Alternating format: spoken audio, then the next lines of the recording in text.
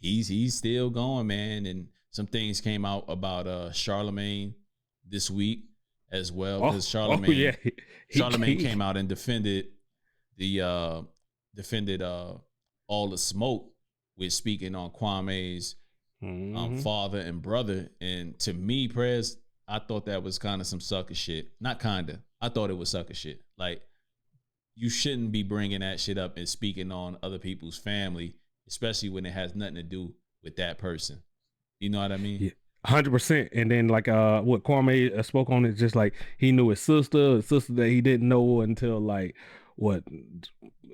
her senior year, basically, you know what I'm talking about. And like they still family, but like he had no dealing with us before then and shouldn't, got no kind of it's just a sister, it's not, he didn't grow up with it, don't have those close ties as you would think Charlemagne's trying to put on.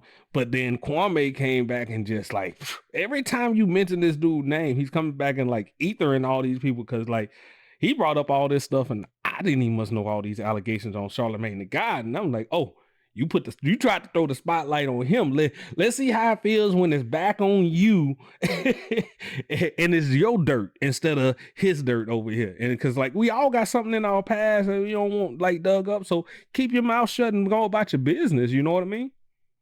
Exactly. If your closet isn't clean and you got skeletons in that closet, you might want to be quiet instead of continuing to joke on this guy, because he just came out and said a lot of shit about he just eat the Matt Barnes and Stephen A. I mean, not Stephen, and he did go in on Stephen A. Stephen Jackson. He went in on Stephen A. too. Stephen A. said he won't none of that. The only person I didn't agree with was Jamel Hill, the stuff he said about Jamel Hill. No, I agree with that too.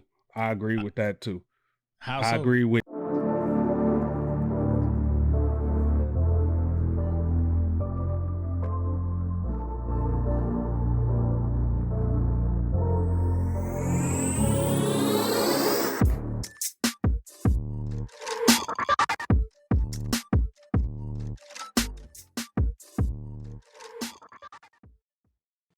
Welcome back, people. This is Don't Sleep on the Couch podcast. I'm your boy, Mr. Prez, and with me always, it's Cash, aka Exec P. Was happening, good people.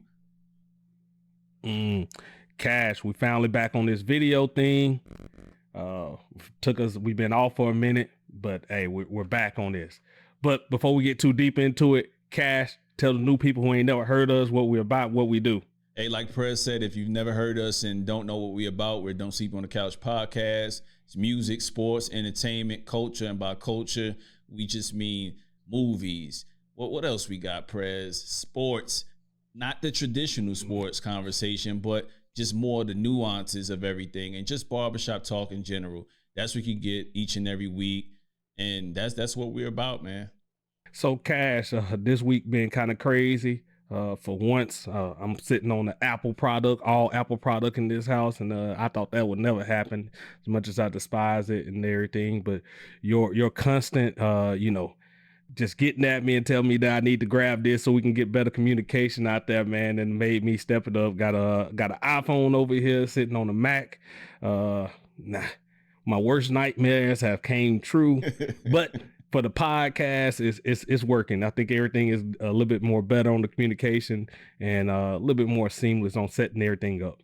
Yeah, and on the bright side for our Patreon supporters, thank you. Without your support, a lot of these things couldn't happen. And then the listenership, without you guys listening and watching, the people on YouTube, man, like, we appreciate it, man. We wouldn't do all this stuff and keep upgrading if you guys weren't pushing us and giving us that pat on the back saying we love the content, love what you guys doing. So each and every week, each and every month and year, we're trying to level up, and that's just a little bit of what Prez is saying. So, hey, man, I appreciate it, man. Let's get it going, man. What we got today? We got a lot of music. I think we got more music than most.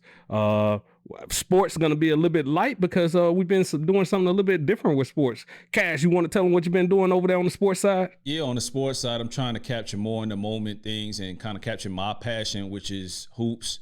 I'm an NBA nerd. I love watching every game and the nuances of it. So I'm just going to be hitting you guys off periodically once, twice a week and just give you a recap of the games or what I'm seeing from my perspective, and we just gonna do that. I may pull some friends, some family in when prayers want to come in. If it's a game that was a thriller, I don't know. We don't have no rules of regulation to it. We just gonna put it out, see how it sounds. You may hear me solo. You may hear me with a friend or a fellow basketball nerd. You never know. We're just gonna give you quick, short ones, 15, 20 minutes, in and out. Yep, and we're gonna see if we can get that up on video from time to time. But right now it's audio only, so you're gonna get it. You're getting those a little bit more often throughout the week. So if you see another one download happening, if you're subscribed and it's happening on the podcast, that's probably what it was. It was probably recapping the past 2 or 3 games, or talking about the games upcoming, and or something hot in the moment that's happening within the NBA playoffs, or any hot sports take that we're doing. Sure. We may start doing that a little bit more. We'll do that just so it's more conversationalist. Yeah, and we'll do that with hip hop too, man. If there's an album that I really like that Prez ain't really feeling, or vice versa, we just gonna keep giving you the content. We'll also do our reviews and our classic reviews together, but hey, we got to get to it. We in different locations now, so we're gonna get to it, give you the conversation, and if y'all like it, we gonna keep doing it. Yeah. We'll love some feedback on that though, because I think he didn't drop 2 this week. So if you appreciate those, and if you like those and you want us to keep those going, just let us know. Send us a comment either on IG or through our Twitter or something like that, just saying that you're loving the content, keep it going. Or I'll respond to this video now. I forgot we back up on video now, so hey, you can just respond down below, like, keep that coming. If you haven't heard of it, if you haven't heard either one of these episodes, that's because you're not subscribed to our audio portion. Please go subscribe to our audio portion. We can use your support there as well. I know some people just love the video, but hey, video editing takes a little bit longer sometimes, so to get out the quicker content and the conversational pieces, it may be just audio only. All right, Prez. So with that said, I'm going to let you guys know what we're talking about this week. We have several albums that we're going to break down. Some of it we both listened to, some of it we haven't. Sometimes some of this stuff I'm going to hear for the first time from Prez in terms of what he feels about these albums. But the albums we're going to be talking about is YG and Mozzy. They have an album called Community Service. You also have Trusted Sopranos with Benny the Butcher and 38 Spesh. They combine their crews and put something together, and they have some special guests, Ransom and Che Noor and several others on this project. You also have hey man, I'm gonna look up this list here so I don't get it wrong. We have Mach-Hommy, Pray for Haiti. Also have Dave East and Millie's, Akeem Ali, Ransom and Lloyd Banks drop something, Dark Low and Harry Fraud. So we have a full slate. We're also gonna touch back on what's my man Kodak Black. So like we have a lot of music coming out for you guys. So be prepared for that. We also got some sports. We're gonna talk about Steph. You know what? We're gonna get to it. I don't want to get right into it. We're gonna talk about Stephen Curry getting knocked from the playoffs and how it went quietly. But if it was somebody else like LeBron James, you know what? I'm going to wait it out. I'm going to wait it out. And we're also going to talk a little bit about why Kwame Brown is still going. He ain't stopped yet, so we're going to touch on that. Y'all better keep that man's name out your mouth. Keep it out your mouth. But yeah, that's a little bit, that's the topics for this week, but we got plenty of breakdowns for you, man. So with that said, let's start with the music, Prez. What's the first one you want to review and give your thoughts on? The Ransom, the single that he dropped, Gluttony. Yeah, let's start with the singles. Yeah, so yeah, how do you feel about Gluttony? Man, I like the first song he had, Pride, on there, man, was already like I'm loving that song. And then this one come out, I don't think Lloyd actually came out and like killed it in my opinion, but you know, solid track just nonetheless, and I'm looking forward to the rest of the album, you know. Wasn't nothing to throw me off of it. For me, I think like people are starting to finally realize who Ransom is and what he's about. If you're late to the game, that's okay. That's fine. But as for me, that Lloyd Banks verse was fire. But coming after Ran, it was kind of like, ooh, like, damn, you know what I'm saying? Like, but you also notice in recent years, Lloyd Banks doesn't do as much of the punchline rap. And I think that was a conscious decision. I've never heard him really say it, but you haven't heard him do the punchline rap that he used to do from way back when. So that's kind of what I thought I was gonna get from it, but I didn't. So, but I understood it. It still was a dope verse. Rand did what he normally does, and I can't wait for the project to come out. To be honest with you, like he been hinting at it, but it's coming out in June for sure. Yeah. And like you saying, like I don't believe the Lloyd Banks was just like it wasn't what you expected. You didn't had top tier Lloyd Banks, and what he came out with. What was that? It was on that other album. It was about the movie, right? The Black. Didn't he have another song that just came out like recently? I'm not tracking. I'm not checking for Banks right now. No disrespect. But I remember he had that surprise drop on there, and everybody was like, "Oh, I wasn't expecting Banks to come out with it." And then he was like, "It was a solid track." Damn, man, I don't look it up when next time you talking.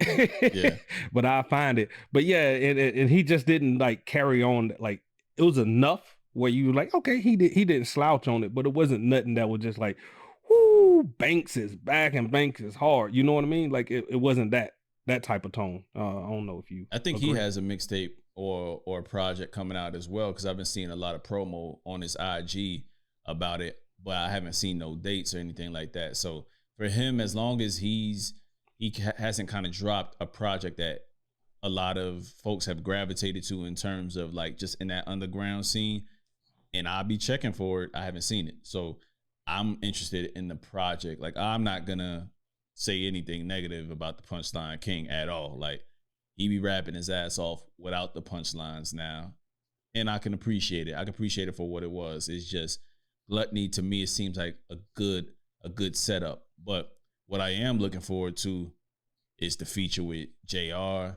and the feature with Royce the 5'9". I saw those two features on there, and I was like, yeah, this is gonna be elite level rapping on here. So those two I'm looking forward to. And of course, I know Rand is gonna do what he does. He has Nicholas Craven production on there that every time they link up, it sounds like a movie. So I'm rocking definitely. And what's this one? 7 again. So just off that whole another little movie title, and then just like with the 7 sins. So that's where we're going with it on it. And I don't want nobody thinking like I was talking crazy though. I was just saying like the Lloyd Banks, I'm still gonna check for it. What's this whole situation now with 50 Cent? Like, is that completely done? Yeah, it don't seem like he's having it. They're done, and he just let him go about his business. Because he's just doing his thing. I don't know about the legalities and where he signed to and none of that. What I'm saying is like it don't seem like the drama behind it, like with all the other 50 old artists, you know what I mean? Just like with him, Young Buck, him and Game, ain't none of that tied in with this. And it's personality driven. He's letting Banks lead. You know what I'm saying? Yeah. Like I think Banks ain't one of those rah in the media and talking crazy. Like anything they got to handle, I believe it will be handled behind closed doors. Yeah, you know what I mean? Like a man should do, right? Go figure. All right. So next up, we got We Win, Lil Baby, Kirk Franklin, Just Blaze on the production. Who you want to go first with this one? Just Blaze production, phenomenal. Lil Baby still like his range and like the reaching out with these different people. Now, with that said, I don't appreciate this song. I really don't. I don't like it. I'm tired of the Kirk Franklin dabbing in whatever. Are you a Christian or are you like trying to get in the hip hop? I don't know. And I like it's been going on for 30 something years, and I like that it can mix up every time. But I'm starting to just like, no, what are you chasing money? Or are you trying to get people in the church? Because it seems like you're always chasing money, in my opinion. I'm tired of that whole deal, like hypocritical type stuff to me. I think it was the perfect marriage in terms of beat selection. Kirk Franklin on there, and then Lil Baby sliding in there, because I'm used to him rapping on certain type of beats. So this was a good feeling. The church, as soon as the church horns came, you got me on that. As soon as Just can do no wrong in my eyes. Just Blaze and the Blazettes, they came with it on this one, and I was excited I probably played this the most the entire weekend. Like, I loved everything about this song. Baby was floating on it. I didn't know how he was gonna do, but he was spitting on there. And then Kirk Franklin came in. This I played it when I woke up. We recording this on Sunday. This was my church song. This ain't no church song. That's what I'm talking about, Cat. This is not a church song. This is a church song. Don't y'all be trying to carry this in the church. He'd been doing this for years, man. Like, this ain't no church song. This is a thing. Hey, this ain't no traditional church song. This is for me. This is for people like me who may not go in the church and hear the traditional stuff, who don't want to hear the traditional stuff. I want to hear stuff like this that's going to give me, if it was more, if Baby was rapping because you don't want to be in church. But I do want to be in church. I do go to church, man. Stop acting like my heathen.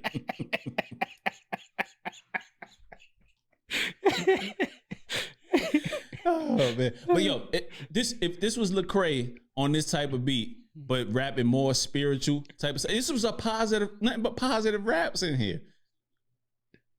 It was nothing but positive raps in here, so I don't have no problem with the music. What's the problem with the music? You got to get up and go to church, so why not have a little bit of the picnic style in church too, right? Hey, I got to get up and go. I'm going to listen to this on the way to church, the clean version, because I know when I get up in there, I'm not going to get this. Man, I wonder is the choir going to sing that new Little Baby and Kirk Franklin? I wonder. Hey, yo, but believe it or not, man, some of these younger churches are a lot more lenient to new school vibes in there. And it is a little bit more, like you'll see people in there rapping Christian rap at church. Get with it, man. You old school, man. You getting old, man. But now we win is, if that's what's to come, this type of stuff, this type of production, this is first song off the soundtrack for Space Jam with LeBron in it. So if this is what to come off the soundtrack, man, this may be a pretty fire soundtrack because they may be taking it serious. Yeah, and now for the soundtrack portion of it, I was like, okay, this is gonna be legit. Like, if obviously they're gonna win because hey, we win, name of the song, whatever, right? So hey, I'm pretty sure they're gonna get played at the end. But I could definitely see how this could fit in that movie and have the whole little vibe of it. And it's like, man, okay, I like you saying, like I like the direction that is going for the movie and what's more to come for that soundtrack. Because I was like, man, the last like great soundtrack, I think the Black Jesus was good. But before that, it was like what, the Bad Boys 2 soundtrack? No. Black Panther. What? And then Compton. And then Black Messiah. That was a pretty dope one. Yeah, that's the one I was talking about. That's the one that just came out. Yeah, so like, I had to catch myself. Well, I guess my memory fades. Yeah, you know, you getting old, man. You getting old out there, man. You know, speaking of soundtracks, you know they put the Above the Rim joint back on DSPs. I think Elliot Wilson put up Pain with Tupac. He posted it. And then I was like, yo, I ain't hear this in a minute on a DSP. And it turns out, I think somebody, one of the people that bought the Death Row catalog, they like removed a lot of their old Death Row stuff from DSPs, but they're slowly putting them back on. So I thought that was dope. I don't know how you link that in with the picture I got up here of Bishop. Hey. Right with Bishop, Tupac is Bishop, the X-Men Bishop. Yeah, but it kind of works. Yeah, man. So that's We Win off the Space Jam. What, Space Jam 2, or is it Space Jam A New Legacy? Or I don't know what they calling it, but LeBron Space Jam. LeBron Space Jam. We'll call it that. And then you got Jordan Space Jam, whatever. That's cool. So let's warm up. Let's start slow. Let's start with the albums that we kind of got into. Let's start with Mozzy and YG. Let's start with Mozzy and YG for albums. Well, you starting to start from my top. Like, I love this week, man. Let's go. How you feel about it? Mozzy and YG. So Mozzy seemed to be able to, like, you know, dabble in a lot of these like duo like tapes and stuff like this. It seems like he want to be in a group or something. Like he's trying to create, like they all tied to this little gang thing that he's doing anyway though. But I mean, he does a lot of these albums. I don't know if y'all check for Mozzy like that. Mozzy, I did the numbers, like just what he got on the streaming services. It was like 19 albums he got where he's like teaming up with somebody and doing an album. And a lot of them be good, man. A lot of them really do be good. I know, like, I like the Gunplay ones. I like the Sue Surf. And this one, I was just like, it could be hit or miss. You know what I mean? How it's gonna go? Because I ain't really heard them too much with YG.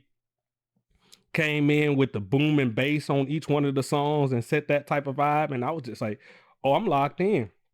Both of them seemed to, play off each other pretty well on their rhyming schemes and everything. So it was just like, just good music. Just good music. It was a couple of songs on there I didn't like. What was the one song on here? The one with Tigger. That was the only one I didn't feel. All the rest of them I thought was great on this album. But yeah, it just seems like Mozzy just gonna keep teaming up with anybody that's a blood, right? Pretty much. He find all the blood. Did he do something with Game yet? I think Game is the next one. He still got the Chris Brown one. If Chris Brown's still claiming that, and then you got the Lil Wayne. I think that's probably where he's gonna top it off at, huh? So what joints were you liking off of his song? The first one, Gangsta, Dangerous with G Herbo, man. Every time like this dude gets on the track with, he had one weak bar in there that I was laughing at. I can't remember which one. He had one. I don't remember the bar, man. It just made me laugh. I was like, come on, Herbo, man. Bumped in the Oak Park, like the first 3 or 4 songs on there. Even the song with Young M.A., even though like that's the one for me. Like she shined on that joint. That's the one. That's next to the Gangsta joint because they did the 50 Cent joint over.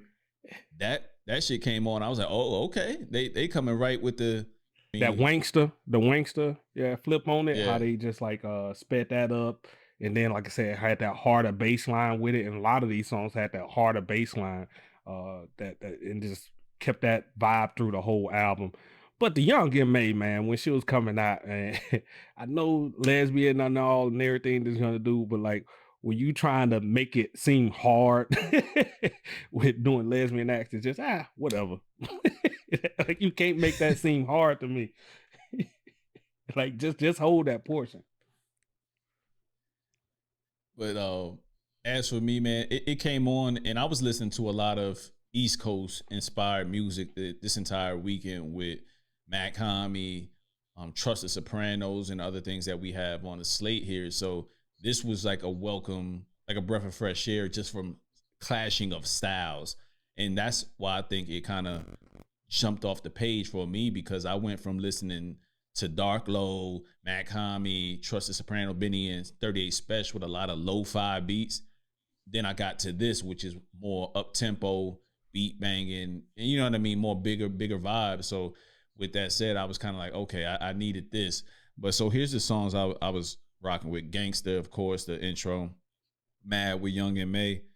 And then I actually liked the one, First 48. That was First 48. I was gonna say that with Eastside Mozzy and all that. Yeah, it had them classic, the guys that you don't know on these guys' team, right?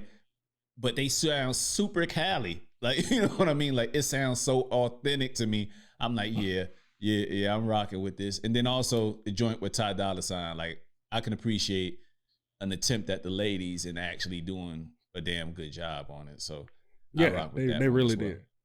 I rock with that. So y'all check out Mozzy and YG. 10 tracks, 28 minutes, I think it was. Community service. Community service. 1 week track on that of me. Yeah, man. But what we got up next? You want to go to Trust the Sopranos? Yeah, we can go to Trust the Sopranos. All right. So Trust the Sopranos with 38 Spesh, Benny the Butcher, their teams got together. They have a bunch of people on there, Che Noir, Ransom, who else? Clash. They got somebody else from Benny's camp. Forget his name. But they have a lot of people from their camps together, and they just put together a project. It's a quick listen. I enjoyed it thoroughly. It came on a little bit. It wasn't good to begin with. Like, I had to ease into it. You know what I mean? Because some of the bars were okay for me. And sometimes that can happen with these crew albums when you're like, I don't really know who this guy is. So they kind of have to wow you when they're rapping with guys like Benny, like Ran, like 38 Spesh at times. So I was kind of on the fence with it, but I stuck it out because I'm just happen to be a fan of Benny and 38 Spesh. But as they kind of got through it, it caught me with Spineless. So that's one I already had heard before. So it's nothing but bars in that one. But the joint that stole the show for that's me, the one with Ransom though, right? yeah. That's the one with Ransom. Yeah, and then but Price of Fame, Spineless, like they had a run in Tokyo Drift. Like those 3 in a row, I was like, if it hadn't been for those 3 in a row, Prez, I'm gonna be honest with you. I probably would have been like, I'm about to turn this off. And it's because like with these kind of joints, like you could either do extremely well with that grimy gutter shit, or it could be grimy and gutter. And sometimes the beats are, you know what I mean? They're not whack, but sometimes they just don't grab you.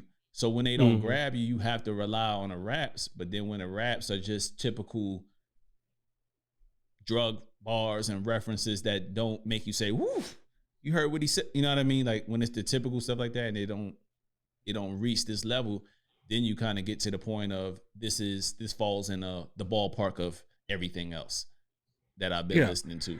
The street rap. The way I equate it to is just like it just sticks to riding music. It's just riding music right at the end of 10. I ain't nothing I'm gonna be listening to in the headphones, just like chilling. It's gonna be something if I'm taking a drive somewhere and I can listen to it, then it'll get to, but it don't dabble in anything. I don't get to listen to it, or I want to listen to it in anywhere else. So and then that stuff slowly goes further in your back catalog and stuff like this. So as new music comes out, those usually are the tracks that be like the first one that go by the wayside. Yeah. Like to be honest, I wish they put the same in these joint projects. Not saying that they didn't put their all, but I wish they put the same type of sauce on these joint projects to highlight their crews as they do for themselves. If you listen to the last Benny and the last 38 Spesh, totally different in quality, totally different in quality. And I just didn't see the high quality on majority of this. Like I like 4 of these joints, probably 3 will be staying in rotation, to be honest with you. And that's the ones that I named to you. Like, and it's always with everybody else. Che Nor, you know what I mean? It's always with help. It's not because of, I think I like one more on there. Blue Money was the other one. But it's like the tracks you're listening to are the ones that you're highlighting right here are the ones that's like more in the same style as 38 Spesh and Benny. So when they get on there, it kind of flows a little bit better. But when they highlighting their crew, they may don't have the same flow, same style, but they trying to give them a chance to shine, and they trying to use their fame to help put them on. But it may water down their own brand a little bit, or their own influence on the track, because they're trying to highlight what highlights that artist, what the new artist is coming up, instead of, sticking to their formula. And you don't want to drag your artist into that style as well too, and kind of like pigeonhole him or set him up for failure because he's not a carbon copy of you. And I think that's kind of where it gets lost. Is just like you want to highlight the crew, but sometimes like everything don't marry up. Like y'all are crew, y'all hang out together, but like, hey, the music probably ain't the same, or the same type of artistry that's gonna come out of it, Yeah, and sometimes that happens with crew albums. Like you just gotta know what it is. Sometimes you're pleasantly surprised, and sometimes you're not. You know what I mean? And in this case, this is one that's really not gonna stand out and above for me. In terms of the crews coming together. Some dope joints on here though. Here, but overall some bars too. See, some bars on here. It's some bars on here. If you just don't really care about everything marrying up, I know for me personally, everything has to marry up on these songs. The beats, the rhymes, the hooks, all that has to marry up for me to really champion it and really go out on a limb for it. But when it's just when it's right here, when it's not bad, when it's not bad, but it's not great, then it falls in the middle of, it's probably not going to get no replay value from me. Like I said, you'll take a couple songs, you'll throw them on a playlist, and then like the other ones will probably get lost in the shuffle just as more music comes on that blends a little bit more with all 3 of those aspects. And I think that's kind of like that's about all you can say on these things like this. You know what I mean? But it's gonna be somebody out there if they're doing it for a certain base. There's some people up there that don't care about nothing but the bars. You know what I mean? They listen to battle rap and they listen at this. And this is for them. Yeah, but again, Trust the Sopranos. Good project. Check it out. Let us know how you feel. Let us know if we missing something. Let us know, like, damn, did you hear that bar? Are you tripping? Like, I want to know. Like, we definitely want to know that. We want to talk about this. We don't take nothing personal, same way the artist shouldn't. But next up, Kodak Black, man. I know you went back and listened to this. I know last time we were on, you said you were going to give it a deeper listen and give the people some of your thoughts on there. I still haven't caught up to it with the amount of music that we listened to this week, but I know this was the one that you got onto, so I'll let you get into it, Press. Yeah, I ain't got much more to add off my first little take on it. It seemed like I was right in line with it, even after I got to listen to it in the other two little aspects. I told you, go hit a little run with it, and then just out and about in the headphones, and that's what I did. And yeah, Kodak, man, I like the tunes of it a little bit, but it doesn't seem like he went to jail and then he found out just like, oh, this person wasn't real. This person wasn't real. Forget them. And I love this guy or I love this person right here. This is my go-to over here. So I'm praise them on this and I want to down them on this. Like it was too focused about what had recently happened than versus like, trying to make good music, in my opinion. I understand why he was needed, probably needed for a mental, for his mental a little bit, just coming out of that situation and how things, went about. I know there's a lot of songs on there about the the women in his life. and then just how some of his friends and stuff, went the other way, and then getting back to his roots. I think that's a little bit more wise, the Haitian boy up in there, because he did a lot of that, speaking a little Haitian and stuff in his raps as well. So.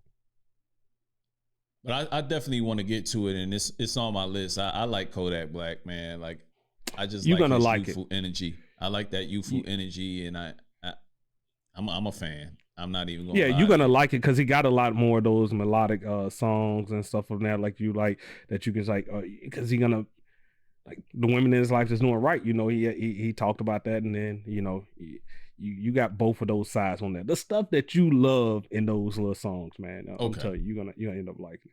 Yeah, I'm gonna check it out. Y'all check out what is it called again? Haitian Boy Black. Haitian boy Kodak or something like that. Oh, Haitian Boy Kodak. Yeah, so y'all check that out. Let us know how y'all feel about that. All right, let's stay in that realm. We got another Haitian rapper, so to speak. Mach-Hommy. Did you get a chance to listen to it? Didn't listen to it at all, man. So I'll let you hold it on this one. Tell me why I should listen, Cash. Make me want to listen to this album. No doubt. Too easy. All right, so Mach-Hommy, Pray for Haiti. The reason why I got to it, to be honest with you, was straight up because of Westside Gunn promoting it. And I'm a huge fan of Griselda. So with that said, I'm interested because he really was promoting this a lot. And I've never listened to Mach-Hommy at all. So this is my first time listening, coming in with fresh ears. I look back at his back catalog and notice that he have a lot of things. And I know on Underground Rap Twitter, they was talking about this guy like, yeah, y'all, you guys should go check him out. He's dope. And I've heard his name in Underground Twitter, but it wasn't necessarily nothing I had to leap at because I hear a lot of names. You know what I mean? There's a lot of underground artists, and I just don't have the time. But with that said, because of the cosign, that's why I listen. And sometimes that's why that cosign is important. So I get into it, and I'm like, the 26th letter, I'm like, oh, shit. Why haven't I been listening to this guy? Because not only is he rapping well, he's blending that Creole, that Haitian slang in there, and it's just marries up well with that little bit of that Griselda sound, but it just sounds a little bit different. It sounds a little bit different than what you hear Benny on, or you hear a Conway or Westside on. And then as we go through it, we're starting to get through it, and I'm in like song 5, and I'm like, I'm not skipping at all. I'm hanging on every word this guy is saying. He has bravado. He has presence. He has a character that has locked me in song 5. And that's on nothing but lo-fi, just grimy raps. You know what I mean? But he's being a lot skillful with it when I have to sit back and listen to it. So I'm gonna go down to the joints that I like. It's 26 Letter, like I mentioned, Criminal, Revoir, if I'm saying it right. Those are joints that immediately stood out to me, but there's a lot more that I like about this album. Well produced, minimal features, so you get to know who he is. Westside is on there a few times, and I heard a lot of jokes on Twitter as far as those weren't the best songs, but I think a lot of people just like the shit on Westside just to get a reaction at this point, because that's been a trending thing. But this project, Pray for Haiti, it's I might venture to say this may be up there with one of my favorite albums. Not venture to say, I'm gonna say it. This is one of my favorite albums of the year so far, and it's definitely gonna make my list for the mid-year wrap-up. Like, it's just fire, man. Like, when it's fire, there's not a lot to say. Feel you. Definitely gonna give it a listen, man. Like you saying, like messing with that Haitian a little bit. So I'm interested in it. I mean, because like I said, like, that's what Kodak just did on his last album. So hey, already tuned in a little bit. So might as well just. He's mixing a lot of Creole in there, like not rapping in it, but just a lot of beginning, ending hooks. You know what I mean? Just throwing that sauce on there, and it just feels and sounds good. And I would encourage anybody that's listening to us to go check it out, man. If you like that grimy underground rap, but this is upper echelon. I'm gonna tell you that this is doing it at its finest, man. I ain't gonna lie to you. Okay. Well, what we got next? Oh, we got did you listen to the Dark Low and Harry Fraud? No, I did not. All right, so Dark Low and Harry Fraud, just real quick, this is like a 20-minute, another quick little EP. This is a fire EP. I would just say that he's from North Philly, and you could tell right away. And pause, I got a thing for those Philly guys. And just their style and how aggressive they are. He picked some really fucking good Harry Fraud beats. And Harry Fraud has been on a tear this year. And for me, Harry Fraud might be one of the producers of the year, low key. Like, low key with these this is like his third or fourth joint project with an artist so far. And like, he had Premonition on there. Like, that shit is so sinister. It's ill. Like, I'm like, yo, he coming off and he rapping. And then he got a shots ringing with 38 Spesh. 38 Spesh came in there, killed, bodied it. And then he got a song called Blicky. Like, the hook on that, when you hear Blicky, the hook on it is just, it's so hilarious but relatable to what he's talking about in terms of just street raps. You know what I mean? So I really, really, really rock with Dark Low and Harry Fraud. You guys go check that out. It's a fried project, man. You guys definitely got to listen to that. It's a lot of different styles from Philly that you're talking about. We got the Meek Mill, we got the Gilly the Kid. What do you like? Is he his own little brand coming off of it? Does he have any of those little styles in there? Doesn't sound like nobody from Philly. But you can hear the drawl, you can hear the accent, you can hear the slang, the ball, and all how they sound. But he don't sound like Beans. He don't sound like Gilly. Don't sound like Meek. It's just sounds like Philly. You know what I mean? Like, you just kind of got to know how the Philly sound. Like, it's just a dope project, man. It's called Borrowed Time again. So that's Dark Low and Harry Fraud. Y'all check that out. Man, and how dare I mention Gilly the Kid before I mention Beans on here?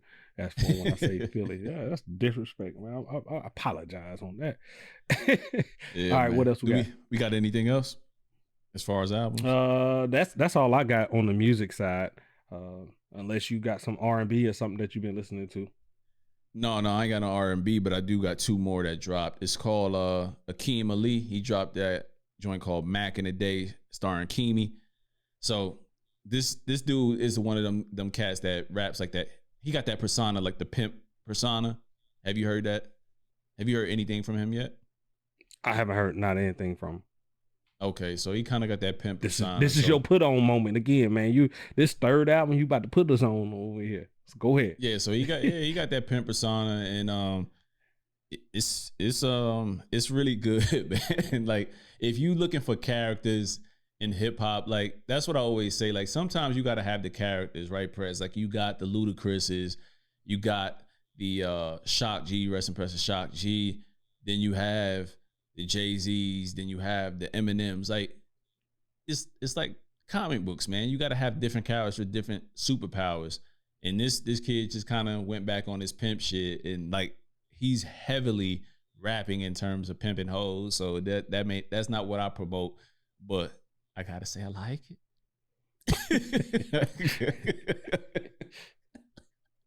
I like it, man. And it's just about 6-7 songs, EP. A lot of these songs, if you've been following Akeem Ali, for people out there that know who I'm talking about, y'all know what y'all getting into. But I think it's just a collection of all of the Lucy's that he just put together as an EP. So, whereas I'll tell you, when you listen to it, definitely it's gonna have to be by yourself. Like, don't even have the old lady in the car. Like, well, then see, that's been the problem right now. I can't do that at all. She been connected to the hip for this past, like, ever since we moved back stateside. So I mean, I got to drive everywhere and everything. So she's just along for the ride.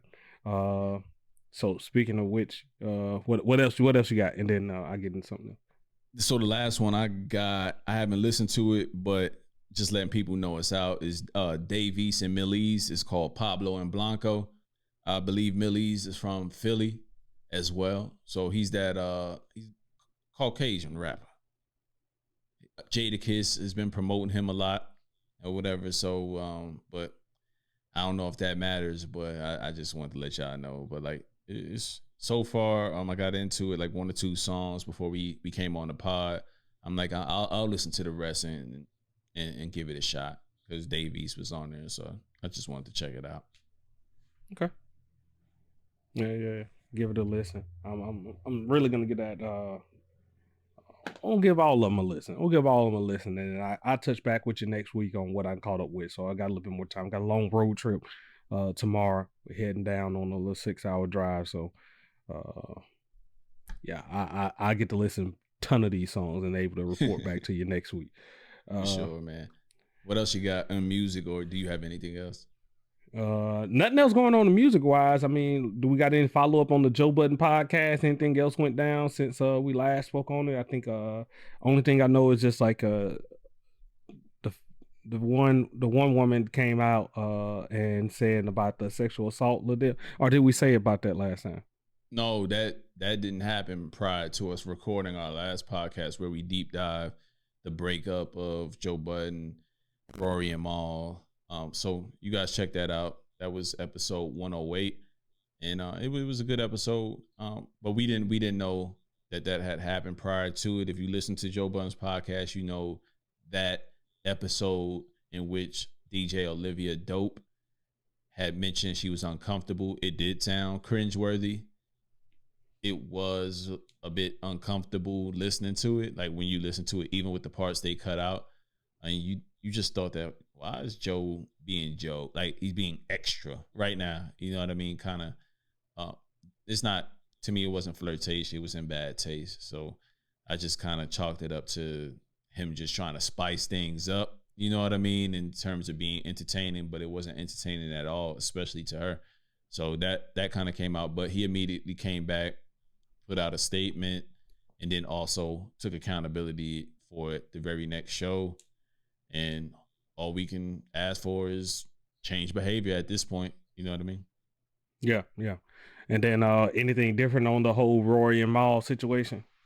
Nothing different, man. It doesn't seem like they're coming back at all. No reconciliation, nothing like that. So it seems to be done, man. So he's been going kind of solo on the tip. No, he got 2 other. Had 2 other cats filling in the entire time they were gone.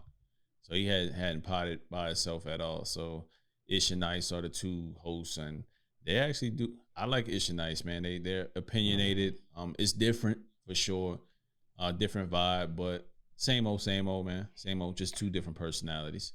Track record is there. I say in about a year and a half, we'll be back revisiting this. Maybe 2 year little time frame. Joe Budden back at it again, not getting along with his co-host or thinking he's the bigger product. I understand where y'all coming from, but it just seems like it's just repeat. And every time he seemed to say he learned something or he was the bigger piece and he go get a whole nother crew, and it's gonna come back up again. So we'll see how that goes. I feel you. I definitely feel you and other people who feel the same way. Like if it keeps happening again, that's what it is. You know what I mean? It's your history, precedes you, So I get it, man. I just hope that he figures it out, man, before, he got a good thing going with this podcast game and what he's doing in this space, but it can easily blow up in his face with things like this. So hopefully, like we said last week, he grows as a leader and as a businessman and takes this lump and actually learn from it, because he got something good going. Just don't lose it all. Being you, be different. Grow. That's all we ask. Just grow. Yeah, that's all we ask. Grow, man. So keeping in line with that and kind of just staying in the culture topic. Kwame Brown, man. Do you feel like this shit has lasted way longer than that 15 minutes of fame? I thought he was just jumping out there and just letting everybody know where he stands in terms of shitting on him the last 20 years, but he's still going, man. And some things came out about Charlemagne this week as well, because Charlemagne came out and defended all the smoke with speaking on Kwame's father and brother. And to me, Prez, I thought that was kind of some sucker shit. Not kinda. I thought it was sucker shit. Like, you shouldn't be bringing that shit up and speaking on other people's family, especially when it has nothing to do with that person. You know what I mean? Yeah, 100%. And then what Kwame spoke on is just like he knew his sister that he didn't know until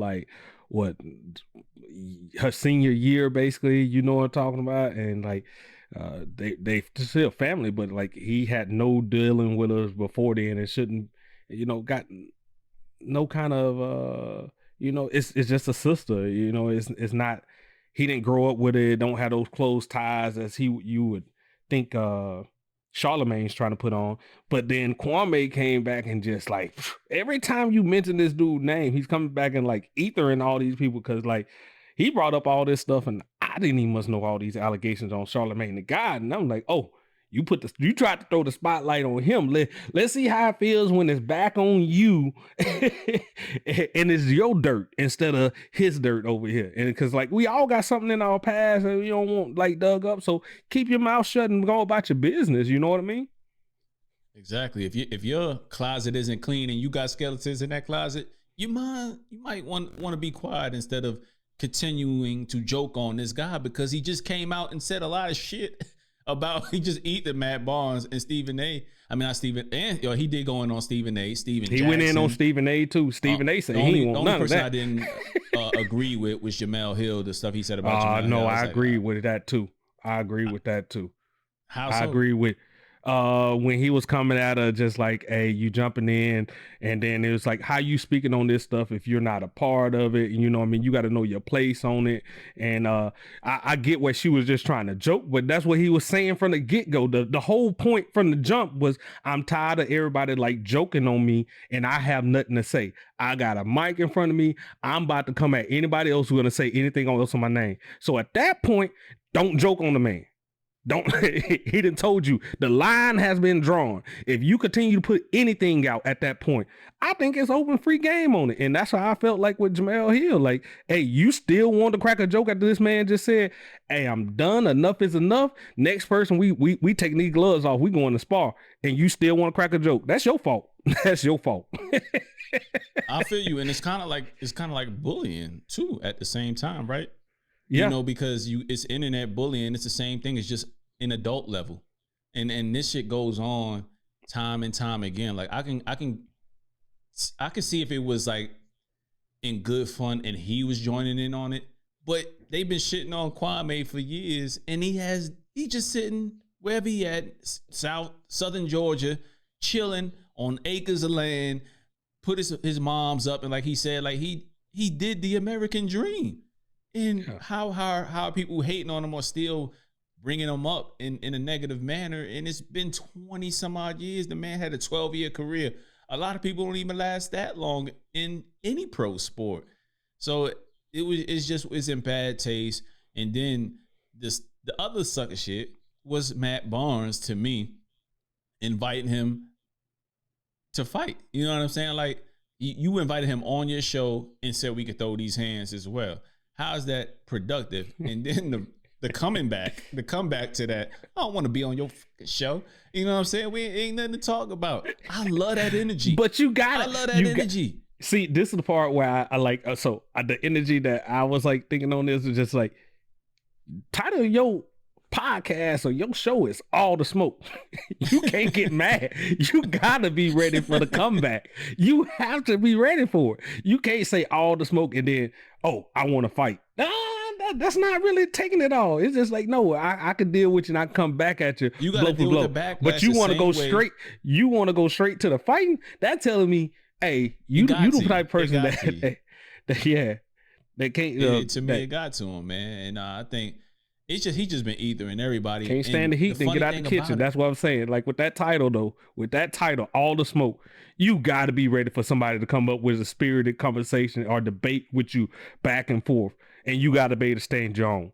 And Matt Barnes found out that, he's a basketball player. He can talk on that realm, but he ain't built for, all. Only person I think is built for all the smoke like type talks is Bomani Jones. Like he can come back with it. With quick-witted stuff. But like the funniest thing about it is half of this stuff that Kwame was saying, not half of it, most of it made sense. He wasn't wrong. Like, even though he was N-word this, N-word that, that's probably the only thing you could say as much as he was using it. But at the end of the day, when we around family and we off this mic and we around cousin Joe or whatever, he N-wording it up. You can't stop him from doing it. You gonna tell him, hey, cuz, man, I don't really talk like that. He gonna say, he gonna still keep on talking the way he wanna talk. And you can't keep hitting and digging, laughing and kiki tapping knees. I know you talking about me. Yeah. It's just, see, some of these things, Perez, is like, how many times have people said something to you and you didn't really go in, because you didn't feel like it was worth it. Yeah. But Kwame had time and still has time at this very moment. And don't try to cut it off and like go back to the point where you saying like, cause you're media trained and you right here and you want to get more scholarly on. He ain't been out. They ain't been his whole little deal. So yes, if you get that type of atmosphere, you're gonna win. You're more trained for that. That's what you've been doing. He hasn't been doing this. So to him to come on your show, it's setting him up for failure. So I get where he's coming with that, because I can't be me and I can't speak my piece on there. So no, I'm not doing your show. We can talk right here. I'm gonna get you ratings. I'm gonna do all this. Nah, you come on my YouTube page. I just set up a couple. Man, speaking of, he almost got 100,000 followers. Damn it, man. What's going on with us? I think we got to start some shit with All the Smoke. But anyway, but yeah, he been killing them, man. Like, and people been clamoring for this stuff. I know it's gonna end pretty soon in terms of his time. The hype gonna die down to me, because this is all built off the beef. So once the beef start dying down and people, if they do like Stephen A. did, when he came out and said, hey, this is well deserved. I have talked about this man for years, and for him to come back, he had put me, everything that he's saying is absolutely correct. That's the correct way to do this. We've been joking on him. He called our bluff. He called us on it. You know what I mean? We got to stop talking about this man and putting it in the right context. You ain't got to quit talking about it, but his name should be put in the right context. In the situations, they got the inside scoop. They know that sometimes you ain't put in the best situation and it's hard to get out of this, and then your growth can be stunted just by the people that you're around. And I think that's kind of what Kwame is illuminating too. He probably wouldn't have been the biggest all-star, but he would have been a more seasoned, he could have been a better vet in the game, later on, if he had the right stuff. I mean, because look, Look what's happening with the Knicks right now. Let's speak on what's happening with the Knicks. Julius Randle was not living up to expectations when he first came out. And look at him now, all these years later. You know, they keep working with him. He got with the right atmosphere and kept driving for it. Who's to say that couldn't have happened with Kwame Brown? But he wasn't drafted by Michael Jordan and not under that tutelage and being berated by Michael Jordan. Who knows where he would have went? If he would have went somewhere where he was the main option. You know what I mean? It's a lot of differences. Like, you got Anthony Edwards, that cat that just went to the Minnesota Timberwolves. He had the ability to have the ball on his hands all year and got to figure out and play through his mistakes. When you got a guy like Michael Jordan who still think he got it and trying to win on your back and berating you, and you 17 coming into the league, like, that could break your spirit. Fact.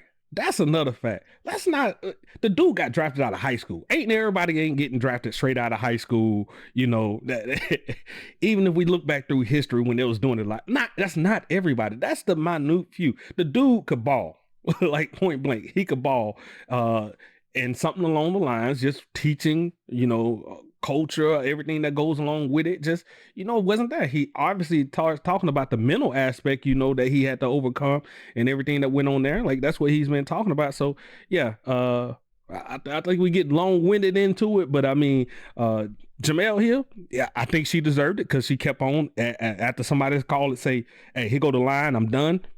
You should respect that. If you're not going to respect it, then you get everything that's coming for you at that point. Like, so she stepped into she kept the conversation going. So you can't say, oh, this is too much now. Because when he gave you that out, you didn't take that out. That's your fault. I can dig it, man. I can dig it. Let's stay in the sports arena. Man. So during the playing game, I mean, your Lakers beat Steph Curry and the Warriors, putting them into a do-or-die situation. If you're listening to this by now, I'm not sure if this was covered I haven't watched anything about sports. Lightly saw some stuff about Steph.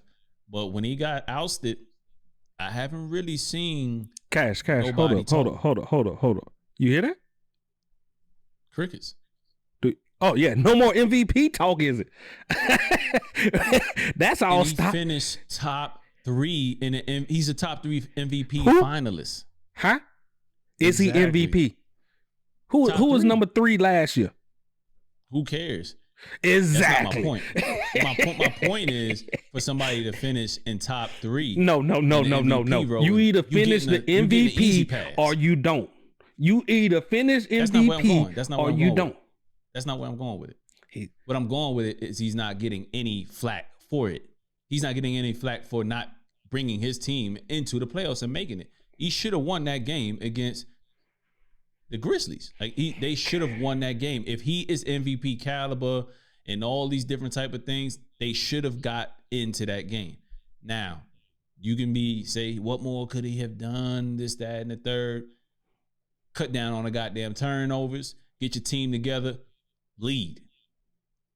That to me, if you're going to be in the top 3, the same people that champion that cat, y'all got to come for him. Because had that been LeBron that fell into this same situation, we would not be, there would be endless podcasts, think pieces, Stephen A. Smith's, Skip Bayless. We would be hearing about this for the rest of the NBA playoffs had it been LeBron. But Steph gets to go out. He gets on IG Live, gets to talking about it, says some positive words. And I hate that these cats get away with it. They get none of the uproar. Like, I just hate that they get away with it, man. You ever seen somebody just one shot get blinded and silenced it all in one thing? That's what LeBron did with that final shot, that off-kilter shot at the end, that last-minute 3 to kill it all, blinded that whole team. Y'all seen them turnovers going into that Memphis game, silenced all the critics. Nobody was talking. Nobody. How are they supposed to build each other up? They can't hear shit no more, Cash. All they still hearing is that final swish, game over.